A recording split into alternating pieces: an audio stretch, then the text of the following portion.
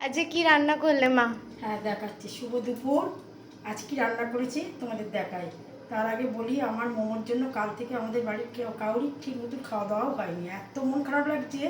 এই কুটনো কুটলে না, ছোটো ছোটো ঝুড়িগুলো নিয়ে বসতাম তো, মুখে করে নিয়ে পালিয়ে যেত। আর পেছনে গিয়ে তাকিয়ে দেখতে যে আমি দেখছি কি না, আবার কুট কুট করে কামড়ে দিত। এমনকি যেদিন ডাক্তার দেখাতে নিয়ে গেছিলাম সেদিনও আমার এই আঙুলটা কুট করে কামড়ে দিয়েছিল, জোরে নয়। মার যদি লাগে, আর খালি মনে হচ্ছে যেন ও ঘুরে বেড়াচ্ছে আর ডাকছে, মা মা করে ডাকছে যেন। আমি তো মানে এত মন মেয়ে লাগছে, তাই রান্না বান্না নিয়েই ব্যস্ত ছিলাম সকাল থেকে। আর হ্যাঁ, খালি কারণ মানে ব্যস্ত তো হয়ে যেতে হবে, মনটা তো অন্যদিকে। অন্যদিকে দিতে হবে। খাওয়া পড়া সবারই সব ঠিকই হবে, মনের কষ্টটা তো কাউকে শেয়ার করা যায় না।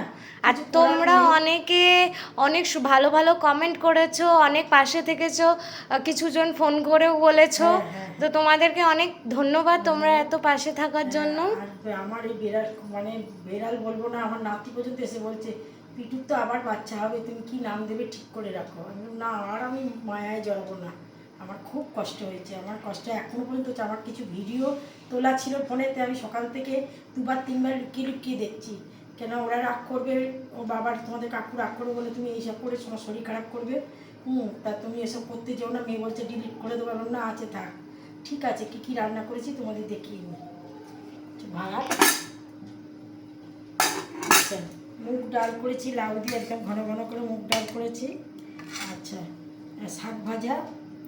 আর এই যে এইটা হচ্ছে হেলাঞ্চা শাকের বড়া করেছি, আমাদের ওই এয়ার ফ্রায়ারে, হ্যাঁ ওইটাতে করেছি। আচ্ছা, পটল আলু ডালনা করেছি। আর এ করেছি হচ্ছে সেই লেরি ডাঁটাগুলো দিয়ে ঝালের যে বড়ি বানিয়েছি, সেই বড়ি দিয়ে আলু দিয়ে পোস্ত। হ্যাঁ পোস্ত আর টমেটো আর খেজুর আর হচ্ছে কিশমিশের চাটনি। হ্যাঁ।